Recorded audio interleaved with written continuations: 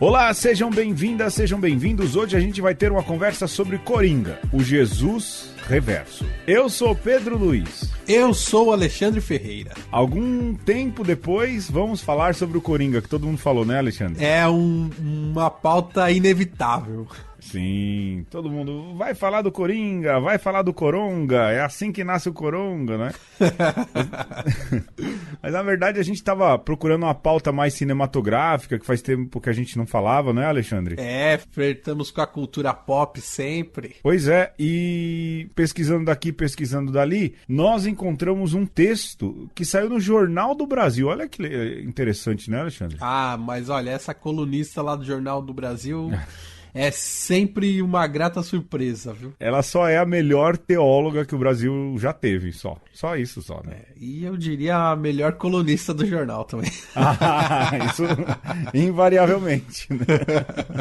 Que é um texto bem provocativo da Maria Clara Bingemer. A gente vai deixar o link aí, já para você conseguir ler também. Um pouco a gente vai... Não é que a gente vai se referir, mas ela deu um ponto de partida para nossa conversa aqui de uma pauta que o Alexandre, olha, eu vou dizer, o Alexandre caprichou. Olha, tá bonito, viu? Quando eu li a pauta eu falei, caramba, peraí que eu preciso estudar um pouco mais, né? Mas ficou bonito, viu, Alexandre? Parabéns. É o tipo de pauta que eu fico me remoendo, angustiado, porque eu queria fazer 5 horas de programa.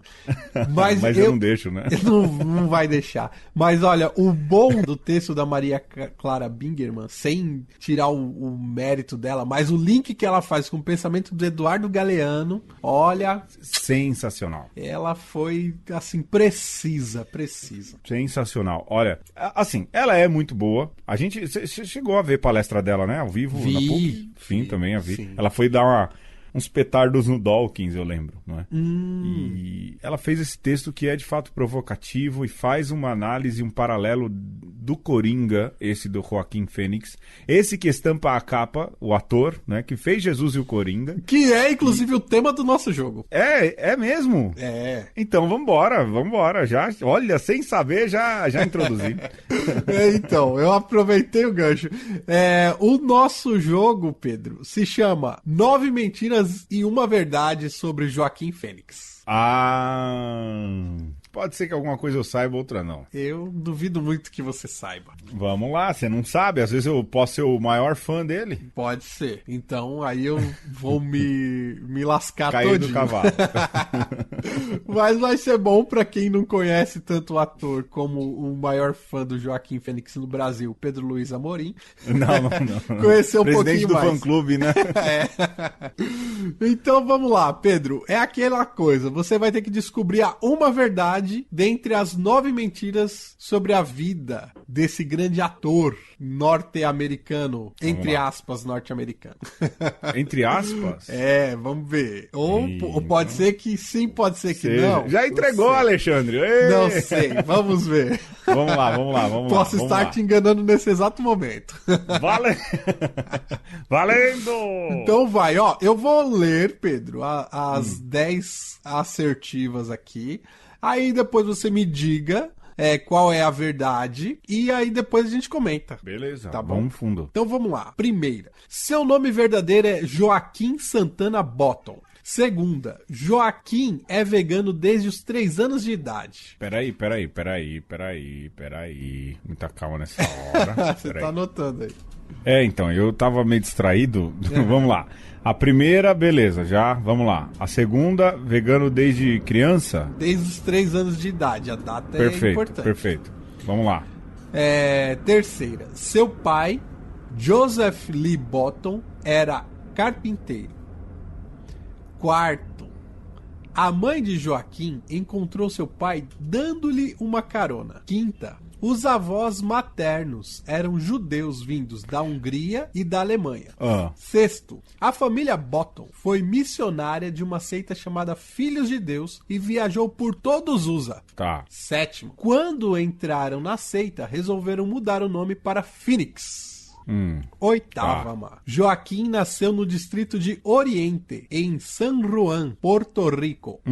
Nono. Por ter irmãos com nome ligados à natureza, ao nome dos irmãos River, Rain, Liberty e Summer, atribuiu-se o nome de Rock. Décima. Joaquim é o primogênito dos 5 irmãos. Tá, vamos lá. Eu acho que a falsa é a que ele é vegetariano desde criança. Você acertou. Nossa, mano! Na verdade, essa não é a falsa, essa é a verdadeira. Essa é a verdadeira? É a verdadeira, são 9 mentiras. O resto é tudo mentira? O resto tem mentiras dentro. Porque pra mim ele não era vegano desde criança. Ele é vegano porque ele casou lá com a Rooney Mara. Não, ele é vegano desde os 3 anos de idade. É a verdadeira. Caramba, o cara nunca comeu um presuntinho. Nenhum desrespeito aí à turma vegana, hein? Imagina. Ele deve ter comido bacon vegano. É, um bacon vegano. Aquele hambúrguer vegano, tudo. Sim. Né? E olha... Vou falar nisso de novo, a gente ainda precisa fazer o programa com os veganos, hein? Precisa. Vamos chamar toda vez que a gente fala de comida, agora. A gente tem medo de ofender os veganos e a gente fala que precisa fazer uma conversa com um vegano, hein? Das listas de programas que a gente fica prometendo. Um dia sai. Antes do da Teologia da Libertação. Mas olha lá, ó. O nome dele é Joaquim Rafael, não Joaquim Santana. Joaquim Santana. O nome dele, do pai dele é John Lee, não Joseph Lee, mas era carpinteiro de fato. A mãe dele não deu carona pro pai, mas pediu uma carona e conheceu o pai dele. Olha aí. Os avós maternos vieram da Hungria e da Rússia, não da Hungria e da Alemanha. Os pais deles, de fato, foram missionários de uma seita chamada Filhos de Deus, mas viajaram pela América do Sul e não pelo Zusa. E eles mudaram o nome não quando entraram na seita, mas quando saíram da seita, porque tinha que reestruturar a vida e mudaram o nome para Phoenix. E ele não nasceu no distrito de Oriente, mas no distrito de Rio Pedras. De Ocidente. Hã? Não, Rio Piedras. Piedras? Em Porto Rico. Tá. E os irmãos dele têm nome gringo, assim mesmo? O nome dele tem tudo nome ligado à natureza, mas ele atribuiu o nome a si mesmo de Leaf, em vez de Rock. De folha, em vez de folha. De pedra, é. Pedra, papel, tesoura. E ele, ao invés de ser o primogênito, é o terceiro filho de 5. Ele é o do meio do meio. E olha que eu fiquei imaginando que legal, né? Tipo, qual é o nome dos seus filhos? River, Rain, Joaquim, Liberty, Summer. Olha, e aqui terminamos uma conversa sobre Joaquim Fênix. A gente volta na semana que vem, é isso. Muito obrigado pela audiência, até mais, hein? O que importa é que o Pedro venceu o jogo mesmo sem querer. Não, e olha, o tema é Coringo Jesus Reverso, não é? É. Eu acertei o jogo de maneira reversa. Pois é, e eu inverti, em vez de falar 9 verdades e uma mentira, eu falei 9 mentiras e uma verdade. Pois, é tudo reverso nesse programa. Tudo reverso. A partir de agora vamos fazer tudo de trás pra frente. Vamos pro tema, então, Alexandre. Um beijo. Um abraço e um aperto de mão. Vamos pro tema. Vamos pro tema.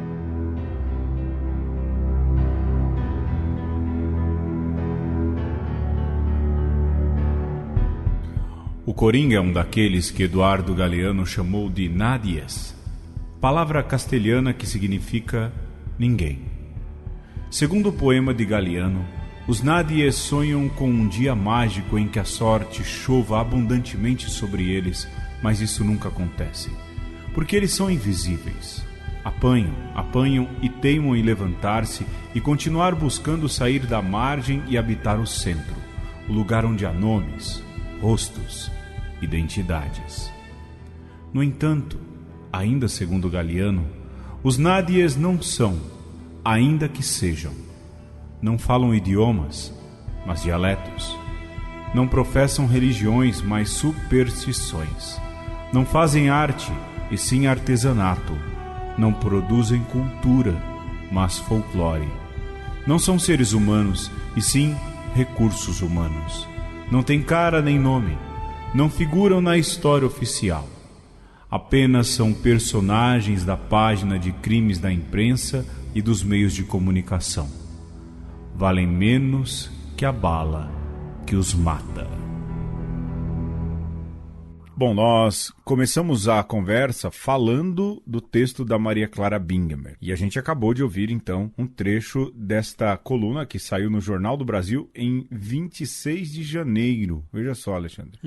E ela fala, então, da experiência dela assistindo o Coringa e coloca toda a questão do paralelo antagônico entre o Coringa e Jesus, e como disse o Alexandre, faz essa referência a Eduardo Galeano, e o texto que a gente leu, esse trecho que você acabou de ouvir, faz essa referência. De fato, o Coringa tem muito mais do que o ator que fez o filme, ganhou o Oscar, e que também já interpretou Jesus num filme sobre Maria Madalena. Foi muito mais do que isso, não é? Mas essa história de Coringa, o Jesus reverso, é um ensaio teológico nosso, baseado naquilo que é o texto da grande teóloga Maria Clara Bingemer. É isso que a gente vai fazer. A anticristologia, né? A anticristologia. E baseado naquilo que é o próprio arquétipo do Coringa, semelhanças, as diferenças, não é? Isso. Eu acho que a primeira coisa que a gente poderia trabalhar, porque quem faz teologia lança aí sempre o seu referencial teórico, é a própria figura do Coringa, não é, Alexandre? Olha, rapaz, assim, é uma figura que me chama a atenção desde sempre, né? Eu confesso, Pedro, que, assim, quando eu era adolescente, e todo adolescente arruma um pseudônimo, né? Se eu fosse adolescente hoje, era uma tag, né? Que escrevia na carteira da escola. Ah, eu sei. O meu era Pato. A minha era Joker. Joker? Era, pois é. Olha aí. É um tema que já me chama atenção já inconscientemente da adolescência. E não era nem pelo personagem tanto dos quadrinhos, mas pela sonoridade, sabe? Joker. Eu gostava. E pra mim foi fascinante, foi maravilhoso poder pesquisar um pouco sobre o arquétipo do Coringa, do Joker. Porque, Pedro, assim, para início de conversa, nós temos dois braços aí, né, desse arquétipo, que é o louco e o palhaço. Sim. E depois a gente pode retornar aí à ideia do louco, porque afinal de contas é todo um problema social, né? Se você pensar em termos de quem é o louco, como se define quem é o louco, quem definiu, né? Sim. Mas o Olha certo... aí, Foucault aí, hein? Olha o Foucault aí, hein? Vai, Foucault, Freud, Lacan. Sim, sim. A gente pode voltar um pouquinho mais na Renascença. Erasmo de Róterdam. Sim. Podemos voltar lá na Antiguidade Filosófica e temos Diógenes Laércio. Temos e você pode... a própria história, a própria escola cínica. E você pode voltar até mais, não é, Alexandre? Daquilo que diz respeito, primeiro, ao modo como tratavam os próprios apóstolos. No livro de Atos há muito sobre isso, não é? São bêbados. Jesus. O próprio Jesus é tratado assim, não é? A cura de epiléticos, não que epilepsia seja loucura, uma coisa não tem nada a ver com a outra, mas há traços ali de pessoas apartadas da sociedade que têm severos outros problemas. A gente já falou aqui do Albert Nolan, né?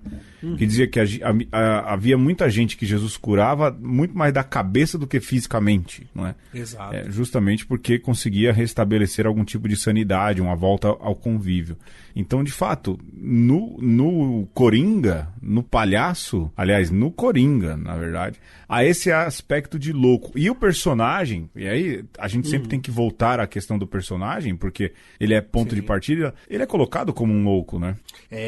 O filme, ele se propõe um estudo de personagem, né? Eu diria, sim. Pedro, que é até um estudo de arquétipo, porque você tem louco e aí você tem ali diversas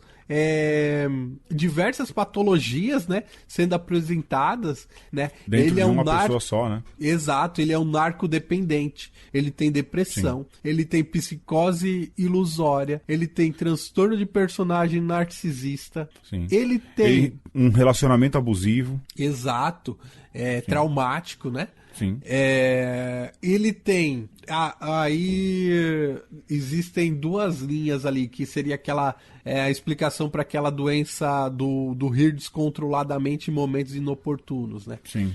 Que é a epilepsia gelástica ou então seria um afeto pseudobulbar. De toda forma, seja uma coisa, seja outra, é um problema cerebral físico, né? Não é só uma questão psíquica, se é que existe a diferença entre uma coisa e outra, mas de toda forma, se é uma epilepsia gelástica, é um tumor cerebral. Certamente seria um endemoniado que levariam para Jesus, né? Com certeza. Se é um afeto pseudobulbar, é um trauma no crânio, Pedro. Um dano cerebral. E ainda tem uma terceira doença interessante, assim, de nós jogarmos luzes sobre ela, que é a síndrome de Amok. O que é síndrome de Amok, Alexandre? Que foi vista primeiramente nos povos da Malásia e da Indonésia.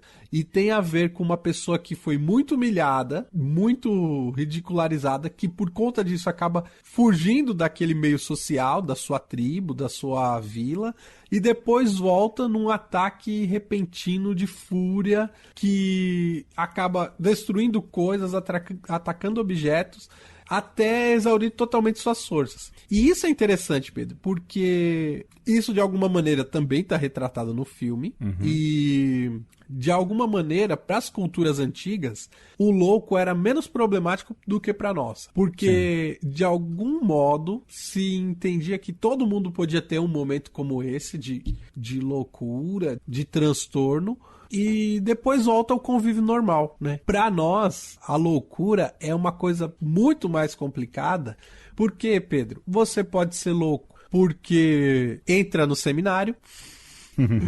Se você quiser seguir uma carreira diferente daquela que é ser administrador de empresas, mas você também pode ser louco porque deixa o sacerdócio. Sim.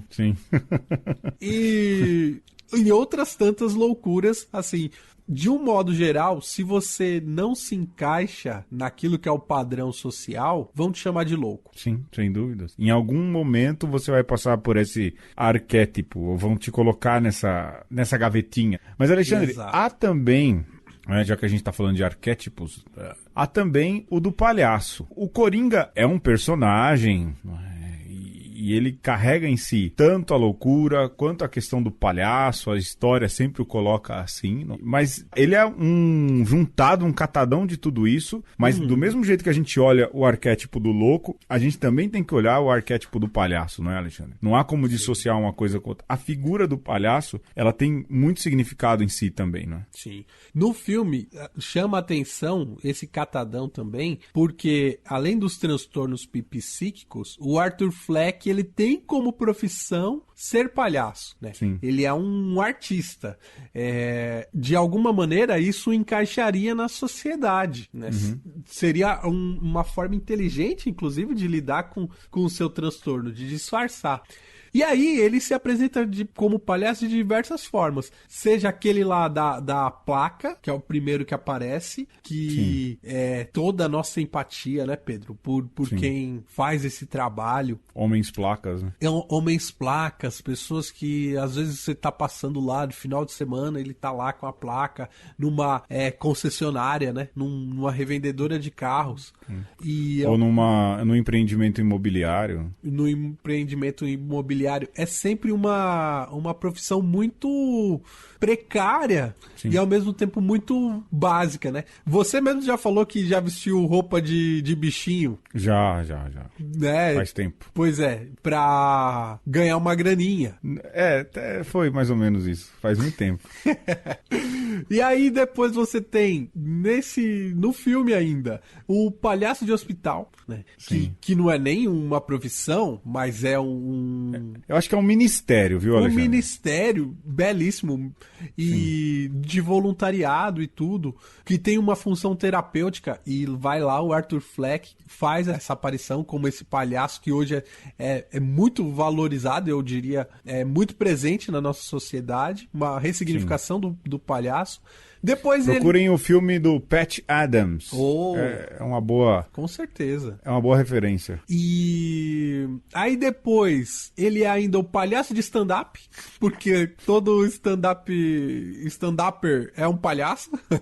Sim, faz rir de si próprio, né? Faz rir de si próprio, traz a jocosidade da vida. Sim. E ainda a gente tem o palhaço de auditório, lá no personagem do De Niro, né? Sim, no final também, né? Exato.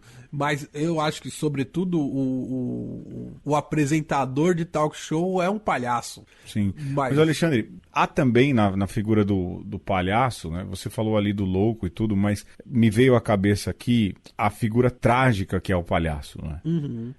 Existe aquela história, você tá feliz. Não, mas a minha alegria é uma alegria de palhaço. Existe aquele famoso trecho de Watchmen. Não sei se isso saiu no filme, mas no quadrinho isso é muito famoso. Que conta a história, né? De um homem que estava muito deprimido, triste, e ele vai no médico e o médico fala, olha, você precisa se animar, você precisa se alegrar. Aqui um palhaço na cidade que é sensacional, o Il Pagliacci. Eu tenho certeza que se você for lá, isso vai te fazer bem, vai te levantar o moral. E aí o homem olha para o médico e fala, mas doutor, eu sou o Pagliacci. Não é? É a tragédia da alegria do palhaço. E ele carrega isso, né? Quer dizer, ele usa talvez a figura do palhaço como profissão, como uma tentativa de se humanizar, de ajudar, de se realizar, mas no fundo ele carrega em si uma tragédia. É também a figura do palhaço trágico, não é? O filme também do Selton Mello, né? O Palhaço, conta um pouco isso. Sim. Então, há muito isso, né? Do palhaço que vive, é feliz, é um arroubo de felicidade, é o símbolo da alegria, mas que carrega também dentro de si uma tragédia, né? Acho que colocar na lista aí, esse arquétipo do palhaço, carrega todas essas questões que ele vive no filme, mas esse grande pano de fundo, né? De uma alegria que, na verdade, é inexistente, né? O próprio palhaço do tempo medieval, né? Que era o bobo da corte. Sim. De alguma maneira já era visto como o louco, mas tinha ali o seu lugar de tão louco, ele podia dizer as verdades na cara do rei sem colocar o pescoço na guilhotina. E talvez seja aí uma figura também bastante icônica do que é o palhaço, né? Na construção da figura do palhaço, né? Sim, há uma outra, não? Que é a Vestilagiuba, que é uma área de ópera, né? Ridi, palhaço. E fala, né? Vista a fantasia, pinte a cara, as pessoas pagam e querem rir. Aliás, acho que eu vou colocar essa, né? Vestilagiuba. Uma música, uma ópera de verdade, não é? Oh. Mas ria, né? E todos vão te aplaudir. Em uma metamorfose, né? Vive o palhaço de soluço e dor. Sensacional. Dava pra fazer um programa sobre a figura do palhaço, né? Pô, a gente meio que já tá fazendo. já é pelo menos um ensaio. E o mais interessante disso, né, Pedro? A gente vai aprofundar, de alguma maneira, seja o aspecto do louco, seja o aspecto do palhaço, também tem ecos naquilo que é o imaginário sobre Jesus. Sobretudo nesse tempo. Esses dias em casa a gente falava isso. De quanto Jesus está virando uma figura de palhaço, hein? Mas não sem antes, Alexandre, falar. A gente podia, antes de entrar nos despatrocinadores, entrar aí. Mas há um último arquétipo, Alexandre, que é o mais importante, que é o do próprio Coringa, a figura do Coringa em si. Sim. Que também é arquetípica ao extremo, não é? Aí quando a gente fala de arquétipo, a gente pode falar também de arcano e pode lembrar do que é, para nós, sobretudo para nós brasileiros, o significado da palavra coringa, que tá lá no baralho, todo baralho que você comprar vai ter um coringa. E, ao mesmo tempo, isso, pra mim, é fascinante. O Coringa é um arcano maior. Pensando aí no baralho como um jogo de cartas, onde você tem cartas menores e maiores, os arcanos maiores é conhecido como o tarô, e os menores são conhecidos como as cartas de jogo. O Coringa é uma carta do arcano maior, né? Do tarô, que foi parar no baralho do jogo normal, né? Que tem uma função importantíssima, ou nem tanto assim nos jogos, mas é uma função legal, divertida, que ela se coloca em qualquer outro lugar, né? E ela assume o valor de qualquer outra carta, né? E no arcano do tarô, a gente não chama de Coringa, a gente chama de o louco. Sim. Mas é o Coringa. É o Coringa. E é o louco. E é um palhaço. Que é o louco, que é o palhaço, e o mais interessante de tudo é isso, né? Porque no jogo de cartas e no jogo do tarô, o arcano do Coringa tem a função principal de iniciar e finalizar o conjunto das cartas, né? Ao mesmo tempo que ele inicia e ele finaliza, ele não se enquadra em lugar nenhum, por isso que ele é o louco. Enquanto todo mundo tem o seu lugar definido, o arcano do louco, o Coringa, ele pode circular. Aí, ele nos dá uma pista do que é a própria sociedade. Por isso que é importante a gente trazê-lo como arquétipo. Por quê, Pedro? Imagina um baralho só de coringas. Não existe, né? Existe. Impossível de jogar qualquer jogo, né? Sim. Porque a graça do baralho são as regras. E a graça do a diversidade. A diversidade. E a graça do Coringa é ele poder assumir, naquele momento você tá precisando de um ás, você tem o Coringa na mão, pronto, né? Sim. Então, essa coisa da disruptura dentro da ruptura, né? Do bagunçar a regra do jogo é a graça do arquétipo do palhaço, né? Do Coringa. Do Coringa, exato. Que é geralmente retratado como um palhaço, com o nome do louco, mas muitas vezes também, Alexandre, retratado como um arlequim. Sim. Não é? Assim, a figura do arlequim. E aí, Alexandre, a gente dá para esticar um pouquinho, não é? A gente divide essa questão em dois, já que a gente falou dos arquétipos e de como o Coringa, tanto do filme, mas a personagem Coringa carrega tudo isso, o quanto conflui o Coringa do filme com a figura de Jesus. Tem gente, aí você vai se espantar, né? Uhum. Mas, por exemplo, o Harvey Cox, o Alexandre achou o Harvey Cox, hein?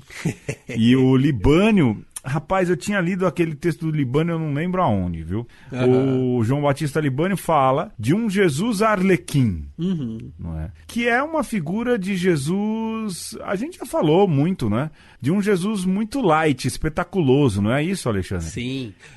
De um Jesus que não exige compromisso, de um Jesus que daquelas musiquinhas assim, bem água com açúcar, eu sou florzinha de Jesus, essas coisas assim, não é? Jesus Cristo.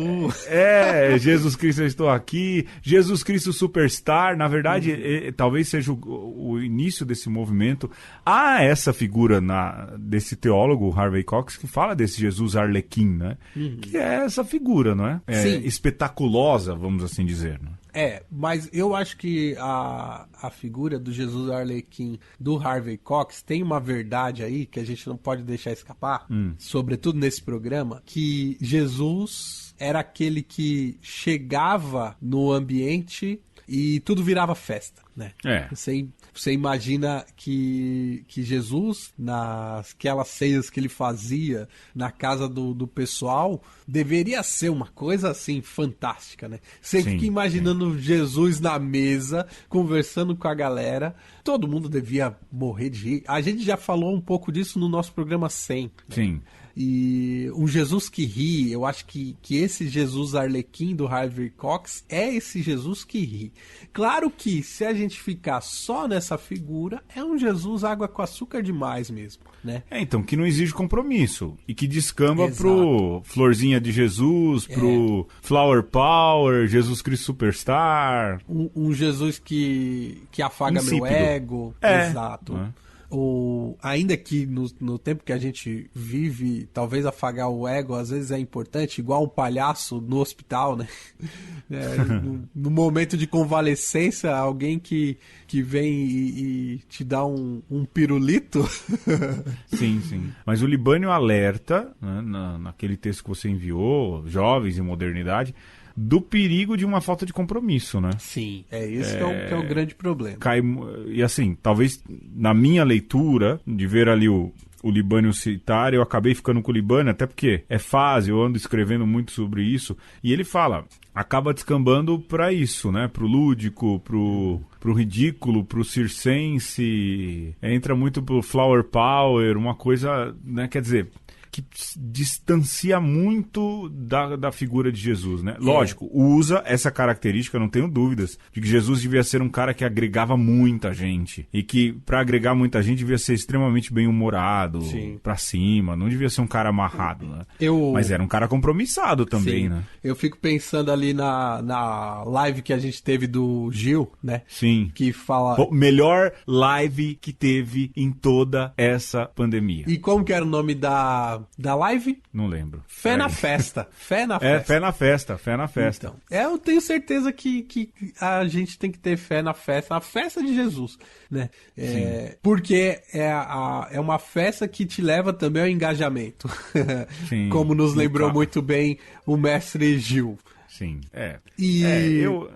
eu ando na fase de achar que não cola esse, mas sei lá, é fase. Vai ver que é onde eu tô acompanhando a missa, não tá me ajudando. Mas olha, pois é. Olha, Pedro, mas você trouxe aí a figura do Arlequim, e é sempre importante, eu acho que desse nosso papo também dá pra tirar isso, né?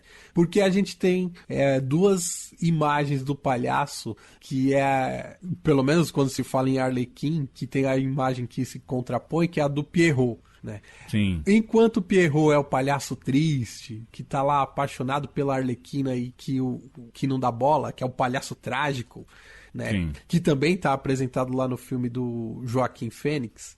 O Arlequim é o palhaço malandro. Ele toca o horror, né? Ele toca o horror, ele é brincalhão, né? Sim. E o interessante é que, se você for procurar aí a minha parte, a parte que eu gosto da coisa, a etimologia da palavra coringa, não é nem em português, Pedro, né? Se lá no inglês é joker, que tem a ver com o nosso jocoso... O que brinca. O que brinca. Joke, sim. Em português, talvez a tradução melhor seria o jocoso. Sim, o jocoso. Mas, o joca. O joca. Mas o português do Brasil, coringa, vem da língua... A primeira etimologia que eu achei foi da língua quibundo, que significa matar. Nossa. Né? Que viria de Angola, né? Puxa. E faz sentido você pensar num jogo de cartas, se você pega o Coringa, que ele mata as jogadas. Sim. Você pode fazer o que você quiser. Pois é. Mas eu não fiquei satisfeito com a primeira etimologia, essa que eu achei, e achei uma outra na língua xagana, que é de Moçambique. E olha, Angola tá numa costa da África e Moçambique tá em outra. Tá na outra. Né? E Coringa, as duas com KU, o Coringa de Xagana, da língua xagana de Moçambique, significa provar, testar. E sabe o que é interessante, Pedro?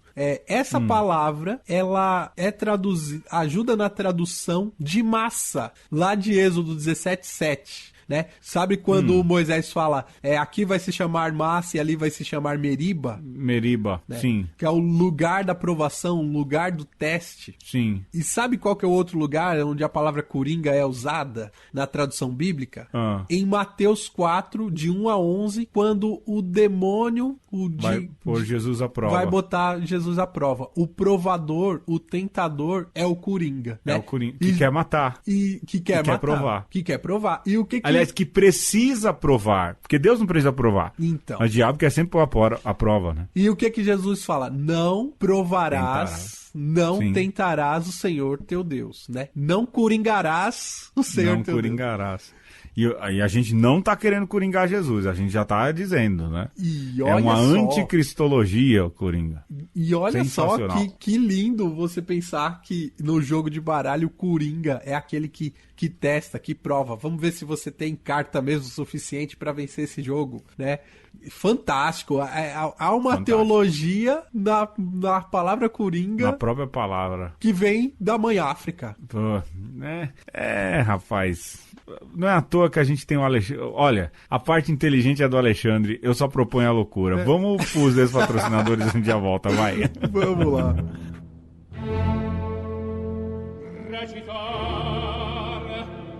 Mentre preso dalle delirio, non so più quel che dico e quel che faccio, eppure dopo sorreccati, ma sei tu forse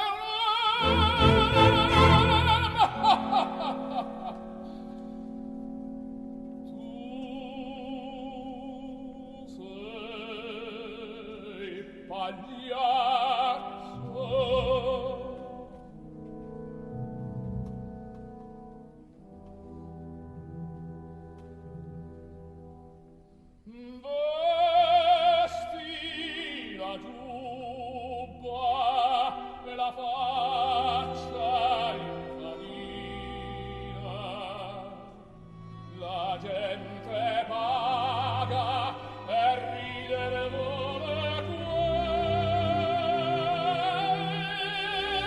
queste orecchine, chi ne vuole colombina, ridi pagliaccio e ognuno applaudirà. Tramota i lazzi nascosto e ne pianto, in una smore fiala singhiozzo e il dolore, ridi pagliaccio, sulle d'amore le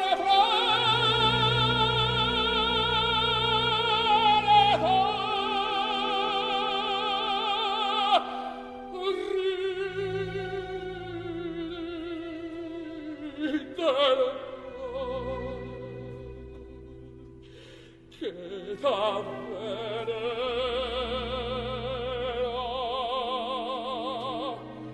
il cuore.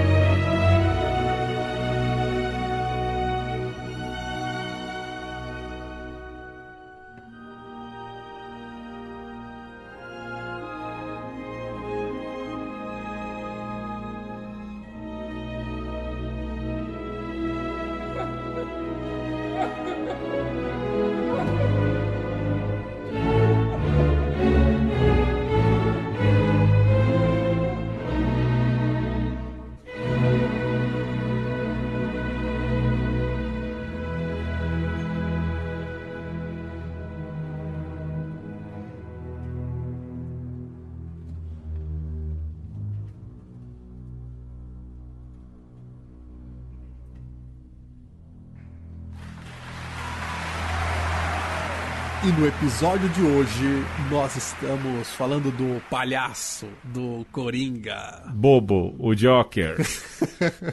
A tia do Batman que nos perdoe. Abraço, tia do Batman. E, bom, já deu pra perceber que tem muito aí, porque não dá pra falar de um Jesus reverso sem falar de semelhanças, né, Pedro? Sim, sem dúvida. E então a gente tem que achar aí o Cristo Arlequim. Temos que achar esse Cristo que é alfa e ômega, né? Sim. Porque no tarô, o louco... Coringa começa e termina.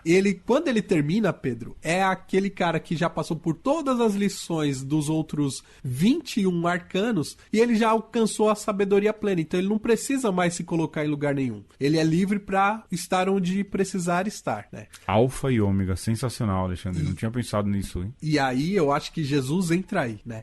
Sim. E eu acho que outra figura da nossa literatura que ajuda a entender isso é o o idiota do Dostoiévski, que, segundo alguns, também é uma imagem cristológica. Sim, bom, dizem que é o mais autobiográfico livro do Dostoiévski, e mais do que isso, o Idiota eu comecei e não terminei, vou ser sincero, né? Mas é também o mais religioso, né? Porque o príncipe lá, o Mishkin, não é isso? É. Ele é uma imagem do próprio Cristo, ou pelo menos das virtudes cristãs, né? Sim. Mas esse idiota tem um paralelo também com aquilo que é o próprio Arthur Fleck dentro do filme, né? Que é feito de idiota e tem ali um pouco de... Não é que ele tem candura, né? Mas ele não, enquanto ele não explode, ele é maleável, né? A gente até se identifica, né? E se identifica, tem pena. E o Leonardo Boff, no Jesus Cristo Libertador, ele evoca o idiota de Dostoiévski para dizer que Jesus é aquele que nunca abandona os homens, que prefere os marginalizados, que suporta as dores e aprendeu a perdoar para poder redimir a humanidade, né? E isso é loucura. E é aí que ele é revolucionário. Isso é importante dizer. E é essa tal da loucura da cruz. Sim. E aí, Pedro, outro filme que também me veio à mente quando eu lia isso, que é fantástico, é o Milagre da Cela 7. Não vi ainda, rapaz. Então, não vi ainda. Eu só te digo isso, que ali tem a figura de um louco, né?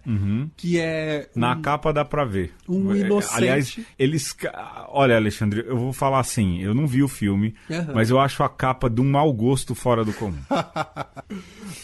Desse filme eu tenho que te dizer ainda que era um filme sul-coreano que foi adaptado pela Netflix pra passar num país do Oriente Médio. Tá explicado. Que, olha, é assim, a mensagem que é muito, muito isso, né? Do idiota que tem uma lição pra ensinar. Isso é bem repetitivo no cinema, né, Alexandre? Sim. E talvez porque a gente precise. Sim.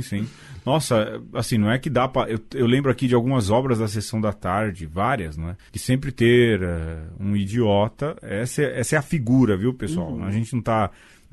desmerecendo ninguém, nada, né? Mas há sempre o idiota que no fim dá uma lição de humanidade, uma lição de transformação. De fato, essa figura é sempre presente, não é? Tá no Dostoiévski, lógico. E pode ser mesmo colocada para Jesus. Quantas vezes você acha que não chamaram Jesus de idiota? Hein? Pois.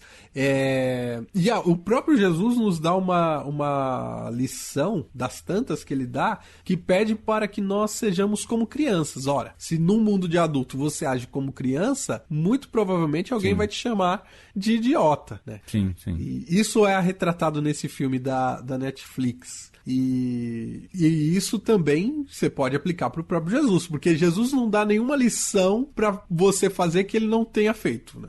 Sim. Isso é importante. Mas eu tenho pra mim que essa pecha de idiota foi algo muito carregado por Jesus, não tenho dúvidas nenhuma, pela origem. Aliás, a Bingemer faz esse paralelo, né, de que o Coringa é um ninguém, Jesus também era um ninguém. Né? Exato. E é importante dizer também que próprio Jesus fala que quem chama o outro de idiota tá pecando. Sim, patife, né? Patife, idiota. E quem é que chama alguém de patife, hein? Me diga. Mas há esse paralelo, com certeza Jesus deve ter vivido isso e vivido muito.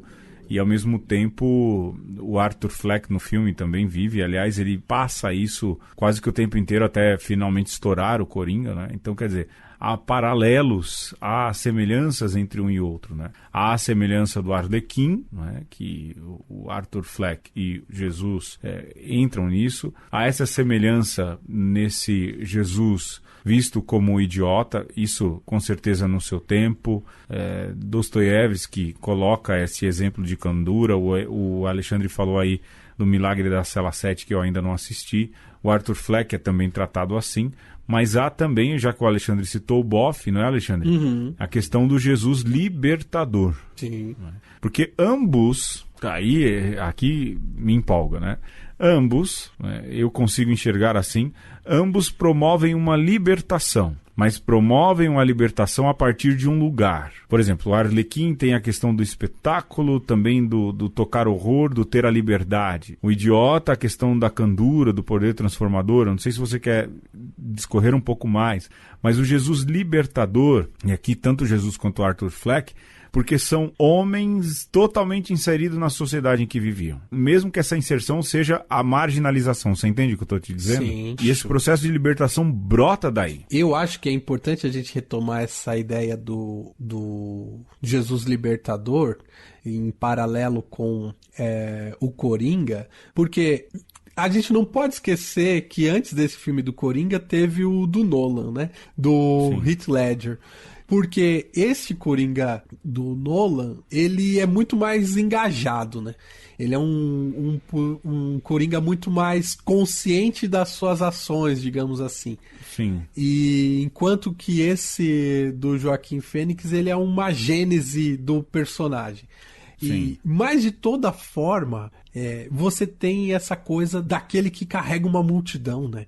Daquele que provoca uma revolução social. E aí você também pode aproximar Jesus do Coringa.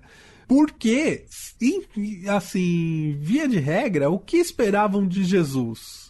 Se você pensar desde lá da tentação no deserto, se Jesus sucumbe à tentação de Satanás, ele passaria a caminhar com Satanás. Então ele seria um endemoniado. Sim. Né? Da mesma maneira, se Jesus, ali diante do Pôncio Pilatos, tivesse sucumbido às provocações, ele provocaria a revolução que se esperava, né? Se ele tivesse fugido e chamado a galera dele pra contra-atacar o Sinédrio, puxa vida, com certeza ele teria sido poupado da cruz, mas ao mesmo tempo... teria antecipado em 70 anos a destruição de Jerusalém.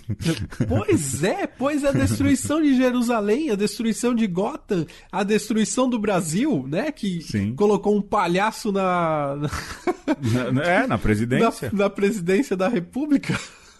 Não, um cara caótico totalmente. Sim. Mas eu penso que, você falou do Heath Ledger aí, né? Que é um palhaço com mais consciência das suas ações. Mas ao mesmo tempo que ele é mais consciente das ações, ele é menos envolvido no tecido social. Você entende o que eu te digo? Sim. E já o Fleck, esse Coringa do filme, que ganhou Oscar e tudo mais, ele é fruto, na verdade, do tecido social. Aí é que está, né? Ele é uma vítima, né? Ele é retratado. A gente não está glamorizando o cara, mas ele é um produto da sociedade, não é? Quer dizer, a falta de remédio, uma mãe que negligencia, um pai que é desconhecido, o sistema, o lugar onde trabalha, ou seja, ele é fruto. A revolução é quase que uma espinha que você vai apertando e tem uma hora que explode. Né? Eu diria que, para além da falta de remédio, Pedro, a própria dependência do remédio. O cara que não consegue estar na sociedade sem tomar o seu remedinho é uma pessoa controlada pelo Estado. Sim, sem dúvidas. Porque você dá tanto que, na hora que o Estado parou de controlá-lo, ele virou vamos uma assim granada. Dizer, uma granada. Aliás, Jesus, então, aí volta essa questão, não é? Jesus era extremamente, como o Alexandre falou, ele trazia consigo, olha, se Jesus tivesse dito uma palavra diferente, ou feito uma atitude diferente, antecipava, como eu disse, em 70 anos a destruição de Jerusalém. Causava uma guerra civil tremenda, não é? É fantástico. Mas ele é fruto do tecido social também. É fantástico você ver que esse tecido social, começando pela família de Jesus, né? Sim. Vai chamar de Jesus de louco, né? Marcos 3:21, ele tá fora de si, né? Ou seja, a sociedade, ao mesmo tempo onde ele está inserido, o renega ou não o reconhece. Se você for olhar lá no Coringa, esse paralelo tá acontecendo ali. Ao mesmo tempo que ele tem um lugar na sociedade e a Maria Clara Bingerman de novo volta. O lugar dele é não ser ninguém, é estar totalmente à margem. Sim. E na hora que ele levanta a voz, é que a coisa foge do controle. ao mesmo tempo, ele pode ser identificado com todos nós, né? Que temos aí as nossas loucuras e talvez só não sejamos um coringa ou um coringa por conta de que a gente tem freio. consegue manter esse freio. E, de novo, não é uma questão de glamourizar. Sim. Mas se você pensar o filme como um estudo de personagem, você vai entender que toda essa confluência de coisas é que faz eclodir aquele último personagem, ou a última etapa do personagem, né? Sim. E certamente, se você tivesse um bom advogado, como né, tem quem está na camada mais alta da sociedade, vai dizer que, não, esse cara aí, ele não é responsável pelos seus atos, né? É o cara que deu a facada no Bolsonaro lá, né? É um coringa, é um belo de um coringa. Porque depois de fazer o que precisa ser feito, ele é tirado. Não, o cara tem problema psiquiátrico, né? É um louco, então não podemos imputar culpa nele. Ora, convenientemente o cara não pode ter culpa imputada, convenientemente o cara não pode falar em público, né? Tá escondido, tá ali no canto dele. Ninguém ouviu engraçado que isso volta e meia vem à tona, né? Pois é. E a loucura serve também pra isso, né? Pra gente poder colocar a culpa em quem a gente quer colocar. E aí você tem sanatórios, você tem prisões pra dizer, não, essa pessoa não serve pro convívio. E aí também, voltando pra Jesus... Jesus, lá em Lucas 23:8, ele é levado para quem? Para Herodes. Sim. E é apresentado como quase como se fosse curandeiro. O bobo da corte. Sim, Herodes que é um espetáculo da parte de Jesus. Faz um truque aí, Jesus. Né? Sim. Faz um truque aí e Jesus não faz o truque. Esse que é o ponto. E aí eu acho, Pedro, que começa a diferença, porque quando o pessoal glamouriza o Coringa hoje, e desde sempre, né? Na verdade, é o pessoal que veste a máscara, né? Que oferece o espetáculo que a sociedade espera que seja oferecido. Né? Sim. Sim.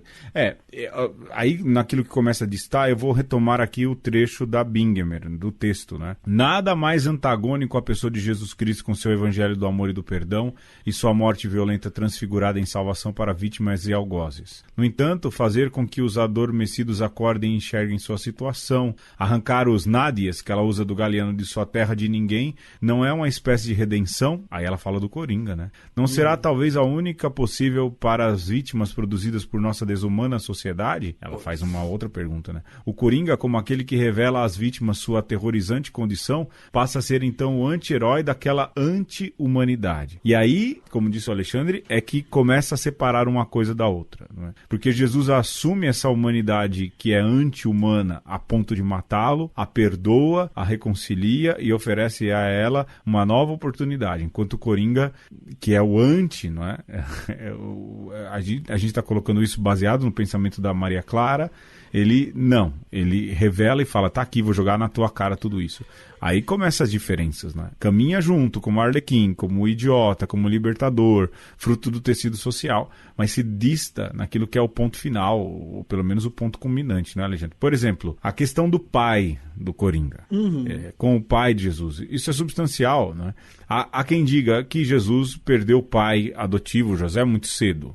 Já o Coringa, então, não teve uma formação paterna. O que é referência paterna pro Coringa, né? É uma ausência, é uma foto, é uma mensagem, o que é, né? Você pensar que Jesus, por falta de um, tinha dois pais. E sim. Duas baita referência de pai. Um totalmente humano, né? Assim, no sentido da palavra, um homem justo, né? Que com certeza era um homão da pi. E outro era próprio trabalhador, né? Segurava os BO que tinha que segurar, né? E o outro pai de Jesus é o próprio Deus criador, né? Do universo, né? A gente chama os outros homens imagens de pai, porque existe um pai primeiro. Um pai modelar, né? Exato, né? Que Deus nos dá um sacramento, né, de si mesmo, que é o pai. E o pai do Arthur Fleck, quem é? Né? Fica incógnita. Quem é? Né? Se joga a culpa de ser pai de Arthur Fleck, né? Pois é. E outra, né, Alexandre? Enquanto você falava aqui, eu pensava. Há uma suspeita no filme de que o pai do Arthur Fleck seja simplesmente o homem mais rico da cidade, o deus da cidade. Sim. A divindade maior, a maior representação. Não é? Ou seja, é uma diferença, porque o pai de Jesus é justo. Já o pai, né, do Arthur Fleck é um cara que gera um monte de injustiças na cidade. Exato. Que concentra riqueza e tem todas essas questões, não é? Então, há uma diferença também. E outra, não é? Não, eu ia falar uma besteira, falar que ele mata o pai, mas ele não é ele quem mata o pai, mas o que ele faz desencadeia a morte do pai, né? Mas não. Mas, de todo modo, pode não ser ainda, pode ser uma outra pessoa, o pai do Arthur Fleck. E aí fica essa angústia de você não sabe se o coitado é o Arthur Fleck ou você não sabe se o coitado é o Sr. Wayne. Porque pode ser que esse Sr. Wayne seja o injustiçado da história. O que, pra mim, é muito difícil de empatizar com ele, sabe? Eu não tenho nenhuma. Ainda mais sendo pai do Batman, bicho. Não tem como. Naquele encontro que eles têm, a atitude que ele tem, né? Que pra mim ali já é o Batman, já. Encontrando. Sim. O filho aprendeu direitinho, né? Cara, é muito difícil você tirar a culpa de... Como que é o nome do pai do Batman? Thomas Wayne. Thomas, é difícil de tirar a culpa do Thomas. No fim das contas... Lógico, ajudou a piorar a situação. Com certeza, né? Assim, enquanto José, ele assume um filho que não é dele, né? E vamos lá, vamos ver o que dá. Eu confio que nessa mulher... que é Maria, que traz uma história difícil de acreditar. Sim. O pai, ou o pseudo-pai de Arthur Fleck, aquele que poderia ter sido o pai adotivo, joga no vento, né? Fala, isso não é problema meu, né? Essa mulher é louca, desequilibrada, some daqui. E aí, talvez a gente pode falar já da mãe, né? Das mães aí, no caso. Sim, sem dúvidas. Não tem como passar pra mãe. Porque, bom, Jesus vai bem de mãe, né? A gente não tem nem o que dizer, né? Pois. Nesses momentos mais controversos que se diz que Nossa Senhora estava junto quando os parentes vão lá ver qual é a de Jesus, no mínimo Nossa Senhora vai falar, bom, vocês querem ir? Vamos lá. Vamos lá, vai. Vamos lá. Não abandona nem os parentes e nem o filho, né? E é a mulher exemplar, é a mulher que vai fazer a vontade de Deus, é a mulher que vai com Jesus até o fim, né? Mesmo percebendo que a cruz é uma loucura, que ele não precisava passar por nada daquilo, ela fala, não, é o plano, é o projeto de Deus, Jesus sabe o que está fazendo, eu vou junto. E a mãe do Coringa? É a primeira a receber o Espírito Santo e é a que está com a igreja quando a igreja recebe o Espírito Santo. Exato. Não é? Ela permanece com os amigos de Jesus, com o grupo dos apóstolos, ou seja, fiel ao projeto até o fim, não é? Sim. E a mãe do Arthur Fleck. Pesa sobre ela também o ser uma pessoa com problemas psíquicos. Sim. Então, a mãe de um louco só pode gerar um louco, né? E como escapar da loucura das nossas mães? E aí, rapaz, chama o Freud pra nos ajudar a entender isso, né? Sim. De fato, não há um ponto de comparação, né? Aquilo que Jesus arrasta Maria para a santidade, mas Maria também compartilha, né, dessa santidade com Jesus. Embarca, a loucura, né? Sim. A loucura da mãe do Arthur Fleck, do Coringa, é também causa da loucura dele. dele, né? É aquilo que a gente fala, no fim, as pessoas idealizam e transformam o Coringa, este personagem no filme, em algo muito romantizado, né? Mas é um retrato triste, né? Aquilo que a gente já falou, é que nem achar, por exemplo, o Walter White lá, o Heisenberg, legal. Não é, cara. É uma espiral descendente de mergulho naquilo que há de mais soturno no ser humano. A mesma coisa acontece com Arthur Fleck. E a mãe é causa disso também, né? Mas eu diria, Pedro, que ao mesmo tempo que é triste, ele é necessário, cara. Assim, encarar esse arquétipo, ver o filme do Coringa, ele é necessário, sobretudo para nossa sociedade hoje, que você vê gente querendo, talvez não colocar a máscara do palhaço ou de Salvador Dalí, mas colocar uma camisa verde e amarela, né? E, sim, sabe, de alguma maneira achar que a sua fantasia é capaz de mudar alguma coisa, sabe? E vem com esse discursinho e acredita nesse discurso, não é? É.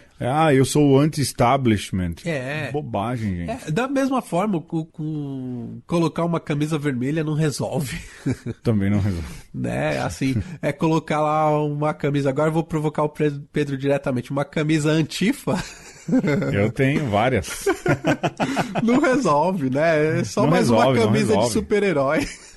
Não resolve. Não, é assim, não resolve mesmo, não é? Não resolve. Não é vestir. É aquilo. Vai resolver, e a receita é a de Jesus. É se entremeando no tecido social. Não é exercendo papéis, vestindo camisetas, máscaras e outras coisas que vai resolver. É de dentro. É dentro do tecido social que se resolve. Como Jesus fez, bom, o Fleck também fez, de uma maneira errada. Mas é dentro, é de dentro, é por dentro que se resolve. E aí não importa a indumentária, pode ser uma hering branca. Exato, pode ser sem camisa também. Agora, pode. No meu caso é uma visão meio desagradável, né? Então eu prefiro uma hering. Uma hering preta que emagrece. Uma coisa interessante também, você perceber no filme, que existe um evangelho, né, Pedro? Olha, aí a gente já parte para uma metalinguagem, porque no fim, todo filme é um evangelho. Porque todo filme tem uma mensagem para ser contada. Mas é impressionante como no filme do Coringa, o personagem principal, ele não sai da frente da tela. O tempo inteiro você acompanha. Não existe, por exemplo, uma fala sem que ele esteja presente ou que não esteja pressuposta a presença dele ali, né?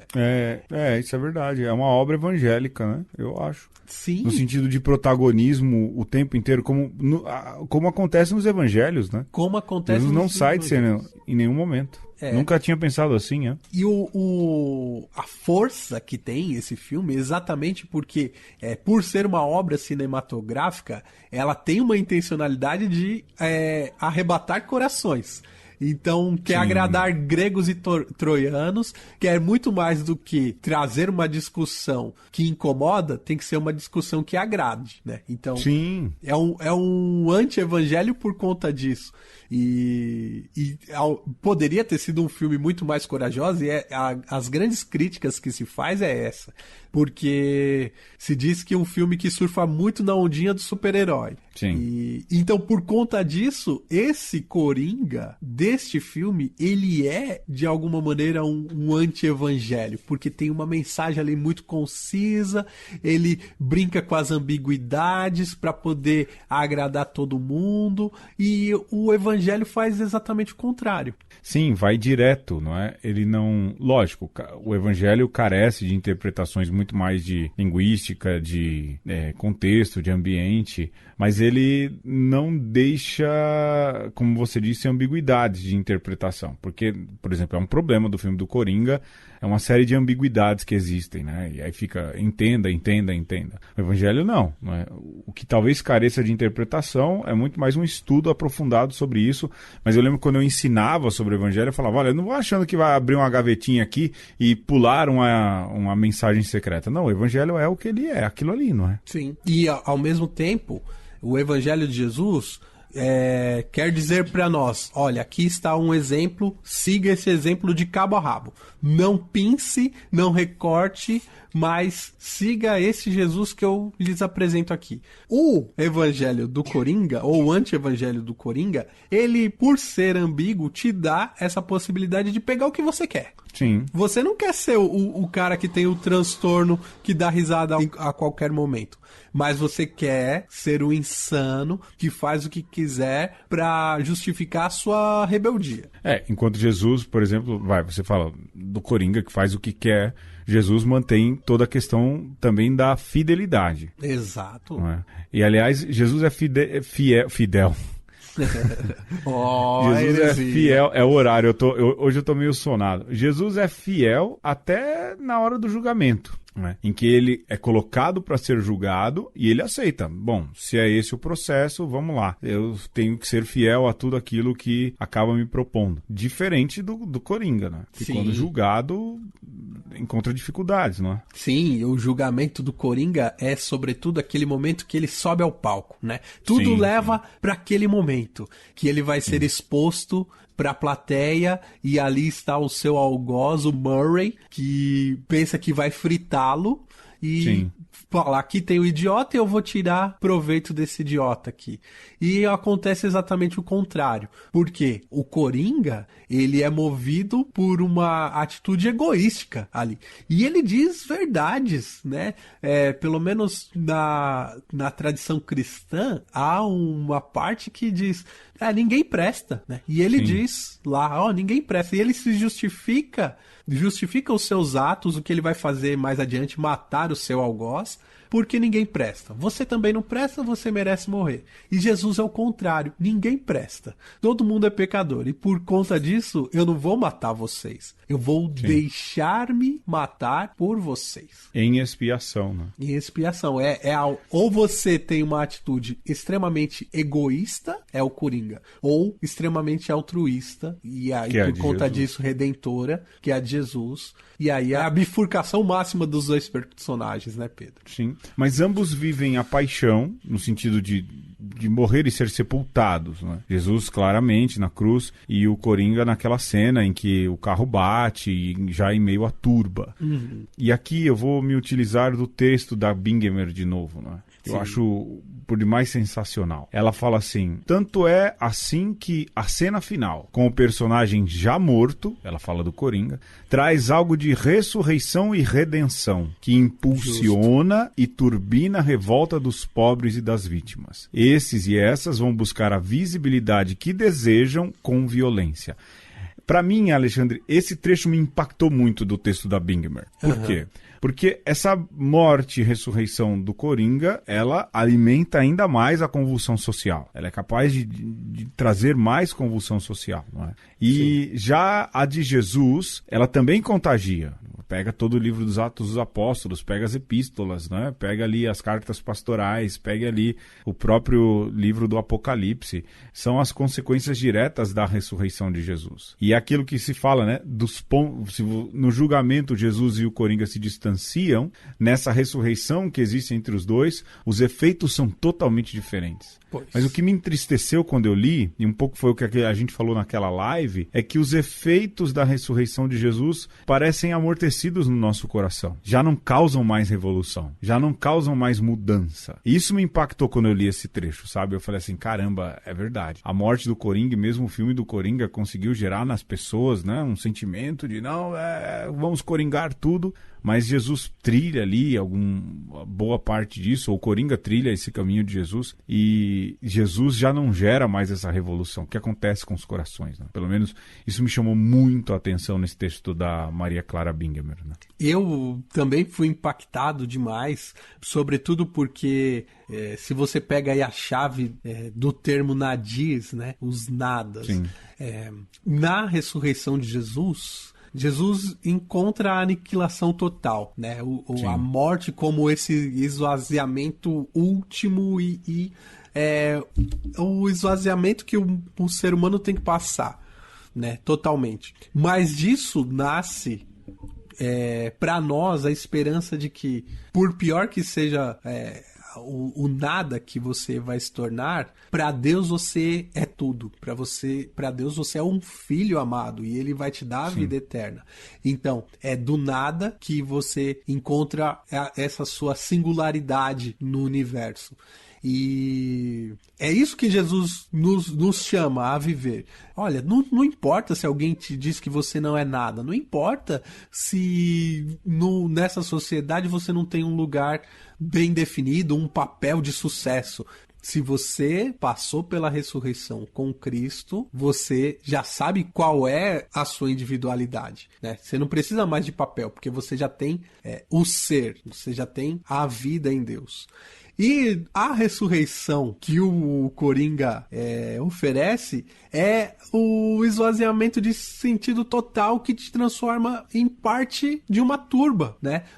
Ou em parte de uma massa de manobra, ou simplesmente um bando de loucos, abraço corintianos, mas uma turba de gente sem sentido que passa causando destruição, e é só isso, né? Não é que você vai chegar a um ponto onde, bom, agora beleza, a gente transformou, ou agora eu sei quem eu sou. Não, simplesmente você exauriu as suas forças, talvez até morreu nessa sua loucura, morreu totalmente. E no fim você é só mais um anônimo que perdeu a sua vida, perdeu a sua energia, porque se deixou levar por um anteprojeto, por uma força de revolta, por uma força de raiva, por ter votado a 17. Tem muita gente aí contaminada de arrependimento. Que bom, que bom. Mas nessas horas eu acho que cabe a nós sermos muito mais como Jesus, não é? Não como Arthur Fleck. E, lógico, todo erro precisa de correção, todo pedido de perdão precisa de uma reflexão, de um colocar no lugar, mas ainda assim, de verdade, a revolução pós-ressurreição de Jesus é algo muito diferente da revolução pós-ressurreição colocada pelo Coringa Arthur Fleck do filme do Coronga. É isso, né, Alexandre? Tem mais alguma coisa ou não? Não, só agradecer a todos vocês que nos ouvem. E, Pedro, quando eu pensava essas coisas todas, eu pensei, puxa vida, eu vou fazer um apelo aqui pros ouvintes, que é uma coisa que a gente pensava lá desde o começo, né, Pedro? Sim. Que é atingir os mais jovens. Então eu vou fazer esse apelo aqui para quem nos ouve. Apresente uma conversa pro pessoal mais novo. Quem sabe aí na faixa dos 17. Eu acho que 17 já pode, né, Pedro? 17 já pode. Não vai ter problema com a lei. E então, por favor, porque claro, todos são bem-vindos, mas eu acho que, sobretudo, a juventude precisa refletir certas coisas, e é o que a gente tenta trazer aqui, alguma reflexão boa para todo mundo, mas sobretudo para os jovens. Porque, Pedro, aqui a gente não ensina a reconhecer ou a deixar de ser idiota. A gente reconhece as nossas idiotices, né? Sim, sem nenhuma vergonha, né? E porque reconhecemos, tentamos corrigir e tentamos ser um pouquinho melhores a cada dia, a cada programa, a cada e-mail que vocês mandam no conversãoconosco@gmail.com. Aliás, Alexandre, se você tem menos de 17 anos e ouve esse programa, manda o e-mail pra gente. Pra gente saber quem é você. Boa. Vamos fazer um grande censo à conversa, né, Alexandre?